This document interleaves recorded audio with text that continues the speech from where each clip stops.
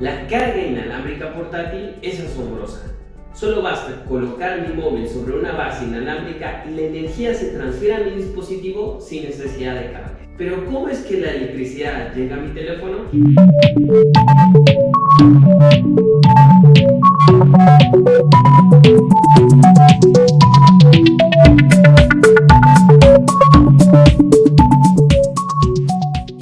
Hola chicos, bienvenidos a un nuevo bloque. Probablemente estés viendo este video desde un dispositivo recargable, como una computadora portátil o un teléfono móvil. Dispositivos que requieren una carga donde todavía utilizamos cables y enchufes para hacerlo. La recarga inalámbrica no es algo nuevo. Se utiliza desde principios de los años 90 en los cepillos de dientes eléctricos y en dispositivos implantados quirúrgicamente como un corazón artificial. Todo esto gracias a la inducción electromagnética. Pero antes de llegar a este concepto, iniciemos por definir ¿qué es el magnetismo?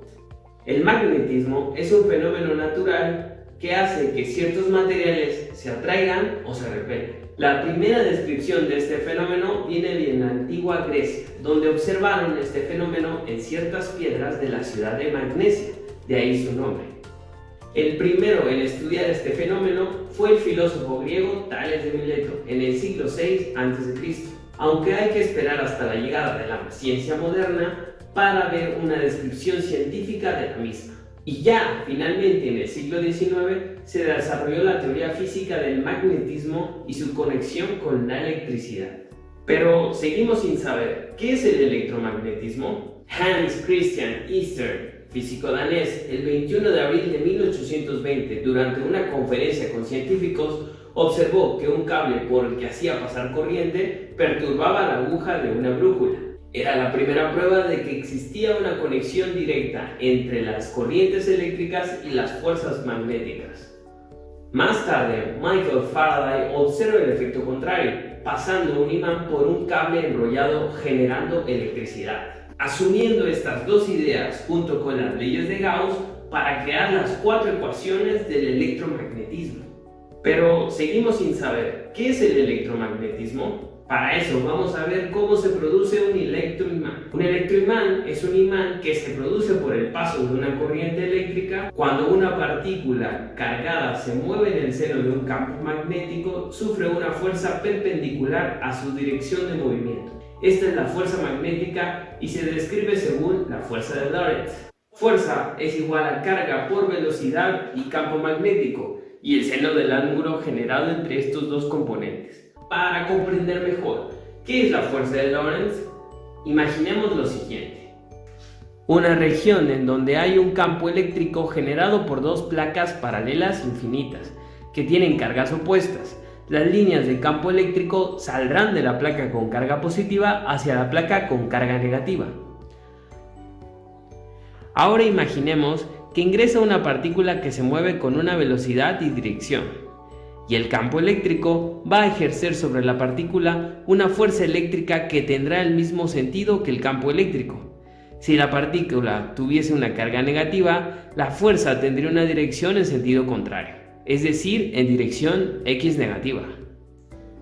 Ahora imaginemos que en esta región también hay un campo magnético que tiene líneas que van a ingresar a la pantalla de la computadora, es decir, van en dirección Z negativa. Este campo magnético va a ejercer una fuerza magnética sobre la carga positiva y el sentido de esta fuerza magnética se puede deducir a partir de la dirección de la velocidad de la partícula y del campo magnético. Esta fuerza magnética se puede determinar a partir de la regla de la mano derecha. En esta regla, el pulgar iría en el sentido de la velocidad de la partícula y el resto de los dedos irían en la dirección del campo magnético. Y si se aplica la regla, tendríamos que la fuerza magnética va en dirección X negativa. Bien, la fuerza de Lorentz sería igual a la sumatoria de la fuerza eléctrica más la fuerza magnética, donde sabemos que la fuerza eléctrica es igual a la carga que está en movimiento por el campo eléctrico. Comprendido esto, vamos a resolver un ejercicio de fuerza de Lorentz. El ejercicio dice lo siguiente. Un electrón que se mueve paralelamente al eje de las abscisas con una velocidad de 10 a la 5 metros sobre segundo en dirección X positivo. Entra a un campo magnético uniforme de 0.2 Tesla en dirección Z negativo. Inciso A. Dibuja la fuerza que ejerce el campo magnético sobre el electrón. Inciso B. Calcula el módulo de fuerza magnética que actúa sobre el electrón. Inciso C. Dibuja la dirección y el sentido del campo eléctrico que habría que superponer al magnético para que el electrón no se desviara al entrar en ellos. Inciso D. Calcula el módulo del campo eléctrico del apartado anterior. Una región donde tenemos un campo magnético que va en dirección Z negativo y tenemos un electrón que se mueve en dirección X positivo. Aplicando la regla de la mano derecha, me diría que la fuerza magnética va en dirección Y positiva, pero eso sería el sentido si la partícula fuese positiva. Y como la partícula tiene carga negativa, en este caso es un electrón, entonces la fuerza magnética irá en sentido contrario y esto sería la parte del inciso A. El inciso B nos pide calcular el módulo de la fuerza magnética que actúa sobre el electrón. El módulo de la fuerza magnética será igual al valor de la carga que se coloca con signo positivo, a pesar de que el electrón tiene carga negativa, ya que en este caso estamos calculando el módulo de la fuerza magnética y todos los valores en la fórmula se colocan con signo positivo. Acá iría la velocidad, que es de 10 a la 5 metros sobre segundo, y finalmente el módulo del campo magnético, que sería de 0.2 Tesla. Y por último, ya que este producto es vectorial, requerimos el ángulo formado entre la velocidad y el campo magnético, el cual es perpendicular, por lo tanto sería el seno de 90 grados. Al realizar las operaciones, tendríamos que 3.2 por 10 a la menos 15 newton es el módulo de la fuerza magnética que se ejerce sobre ese electrón. Recordemos que Tesla es la unidad de inducción magnética, que es equivalente a newton por segundo sobre metro coulo. Haciendo un análisis adimensional, obtenemos la unidad de newtons. Bien, recordemos el inciso C. Nos piden dibujar la dirección y el sentido del campo eléctrico que habría que superponer al magnético para que el electrón no se desviara al entrar en ellos. Aquí tenemos lo siguiente. Esta es la dirección de la fuerza magnética que se ejerce sobre el electrón. Para que este electrón no se desvíe, la fuerza de Lorentz debe ser nula, lo cual ocurre si la fuerza magnética y eléctrica tienen sentidos opuestos. Es decir, tendría que haber una fuerza eléctrica en sentido opuesto a esta magnética, y de esta manera se garantiza que el electrón se va a mover en línea recta y no se va a desviar.